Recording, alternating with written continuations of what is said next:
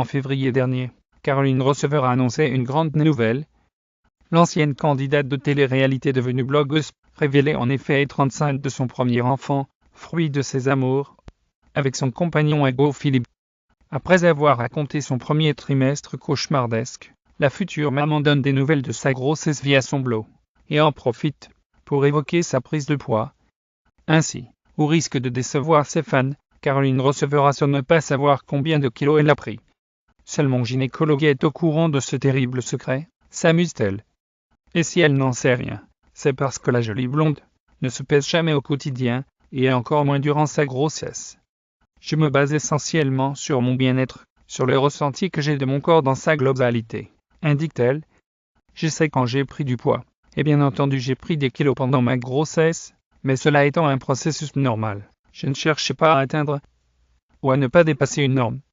Mon corps est assez intelligent pour me faire savoir quand il a faim ou non, et ce dont il a besoin pour se nourrir correctement, et en quelle quantité. Depuis qu'elle est enceinte, Caroline Receveur a ainsi vu ses habitudes alimentaires changer. J'ai un léger penchant pour les féculents et la viande rouge, confie celle qui n'en consommait habituellement qu'en très petite quantité. Concernant ses envies de future maman, la candidate de Top Chef Célébrité, M6, confie ne pas en avoir souffert.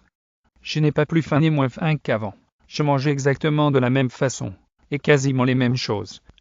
Je suis limite moins focus sur la nourriture qu'avant ma grossesse, et ce n'est pas pour me déplaire. Moi qui considérais la nourriture comme un ami avec lequel se réconforter et se remplir lorsqu'on se sent vide, explique-t-elle. Et il n'est pas que son alimentation qui a changé. Caroline Receveur révèle avoir totalement arrêté sa pratique du sport depuis sa grossesse.